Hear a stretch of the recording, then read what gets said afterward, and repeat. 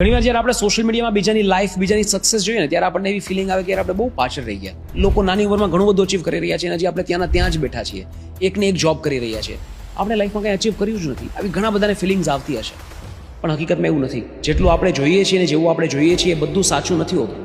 હશે અમુક આઉટલાયર્સ હશે who are very successful at very young age, અને એ લોકો સોશિયલ મીડિયા પર વધારે હાઇલાઇટ થતા હોય, વધારે દેખાતા હોય. એનો મતલબ એમ નથી કે જીવનમાં બધા આટલી ઝડપથી ભાગે છે. ના, જો એવરેજ ટાઈમલાઈનના હિસાબથી તમે તમારું જીવન કમ્પેર કરો તો most of you are doing very decent in life. એટલે ક્યારે બીજાની લાઈફથી પોતાની જાતને કમ્પેર કરીને એવું ન સમજવું કે આપણે પાછળ રહી ગયા, આપણે એટલા ટેલેન્ટેડ નથી, આપણે એટલું અચીવ ન કરી શક્યા. ના, the average age of millionaires is 57. The average age when somebody becomes a successful business owner is 42.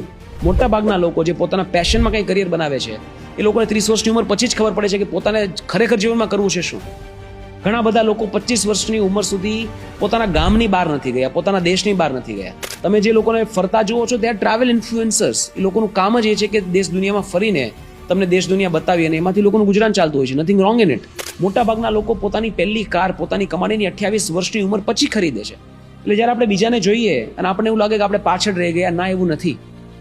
તમને જે દેખાય છે એક બનાવેલું ચિત્ર દેખાય છે, પણ મોટા ભાગના લોકો આવી લાઈફ નથી જીવતા હોતા. તમે માત્ર એક અઠવાડિયું સોશિયલ મીડિયા બંધ કરીને કાં તો માત્ર એક અઠવાડિયું સોશિયલ મીડિયામાં કોઈની જર્નીને પોતાની જાત સાથે કમ્પેર કર્યા વગર જો જીવો તો તમને ખબર પડશે કે તમારી લાઈફ ખૂબ બ્યુટીફુલ છે. તમે જ્યાંથી આવ્યા છો ત્યાંથી તમે ક્યાં છેક પહોંચી ગયા, ક્યારેક એના વિશે વિચારો. કેટલી મોટી જર્ની તમે ક્રોસ કરી નાખી એના વિશે વિચારો. તમને જે બેકગ્રાઉન્ડ મળ્યું હતું, જે સરાઉન્ડિંગ, જે કન્ડિશનિંગ, જે એજ્યુકેશન, જે ફાઇનાન્શિયલ સપોર્ટ મળ્યો હતો, એ સપોર્ટ સાથે તમે ક્યાં સુધી પહોંચી શક્યા, જો એ તમે વિચારશો તો તમને એવું લાગશે કે મેં લાઈફમાં ઘણું અચીવ કર્યું છે. એટલે હંમેશા પોતાની જાતને પોતાની સ્ટોરીના હીરો તરીકે જોવાનો પ્રયત્ન કરવો જોઈએ. We are all lead characters in our on stories. આપણે બધા હીરો છીએ આપણી લાઈફની સ્ટોરીમાં. માત્ર પોતાની જાતને એકવાર પાછળ જોઈને અપ્રિશિએટ, અકનોલેજ કરવાની વાત છે.